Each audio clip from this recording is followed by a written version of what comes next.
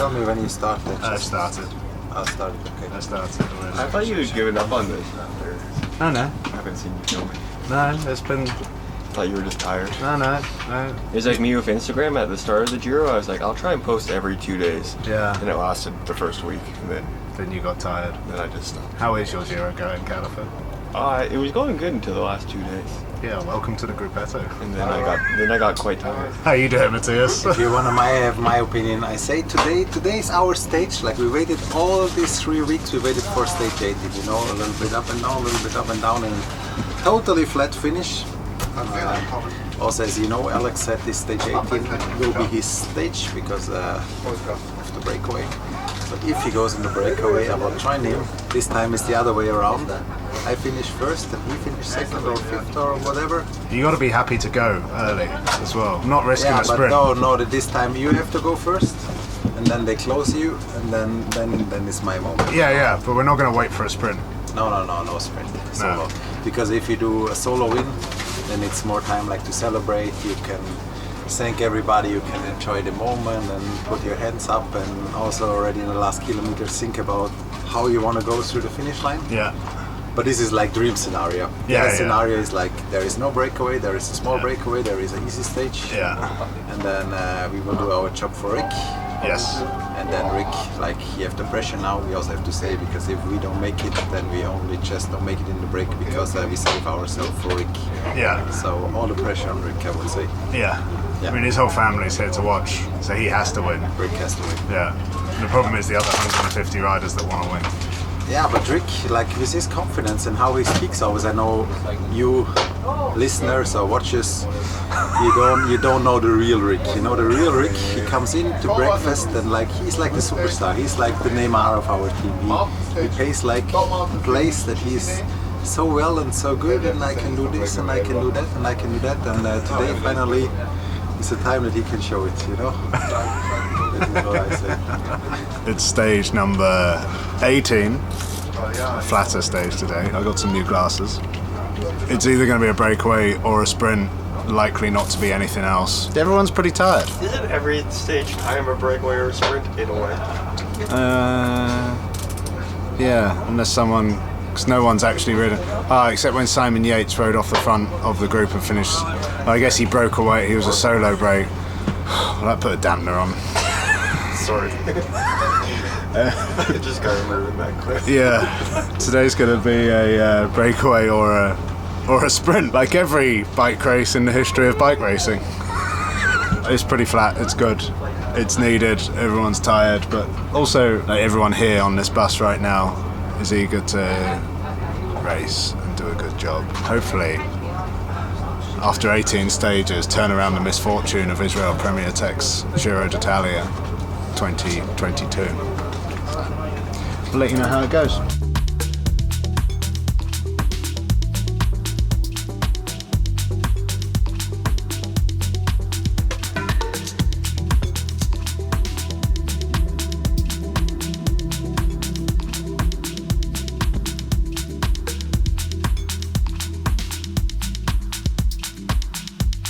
It's 11 p.m. God, another bad day in the office.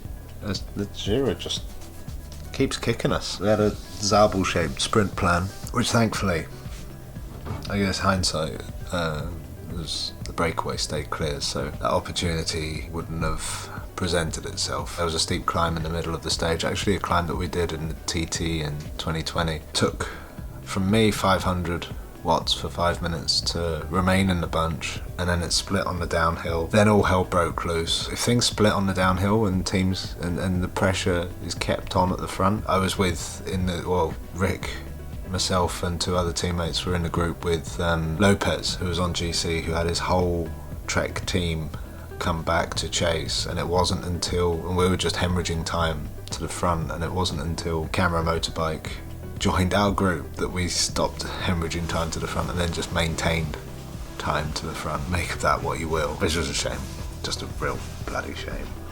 So we've got 2 days in the mountains. Then a time trial. It's been a pretty rough evening. I had some news about a race that I was really wanted to do this year, but it just seems like it's not gonna The race is going to happen, it's just not going to have me in it. I think the legs are starting to pick up. After a rough couple of days, the fact that I managed to do 500 for 5 minutes in today's race was pretty encouraging and surprising, actually. I'm hoping that bodes well to get through these next 2 days, and if I can do something like in the TT, something around the 6 to 6.5 watt per kilo mark on the climb, then that would put me in a spot to perhaps be competitive. So that's the target just now, I think, just to try and help Demmer getting a break over the next 2 days, especially now that we're in his home region. El Rosso de Buya is his nickname, and we are in Buya. See if I can do a good TT. I'd like to, especially after the missed opportunity of the first TT here in the Giro. So almost at the end.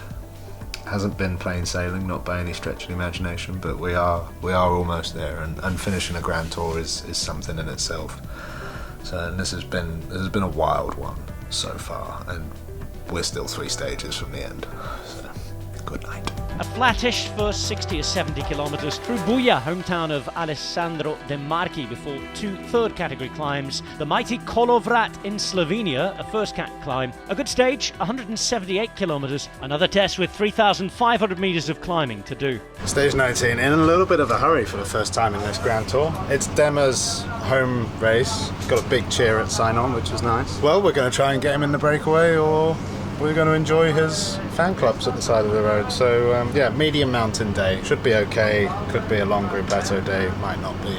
Not sure. I'm in a bit of a hurry. So 7 minutes to the start. So I need to go.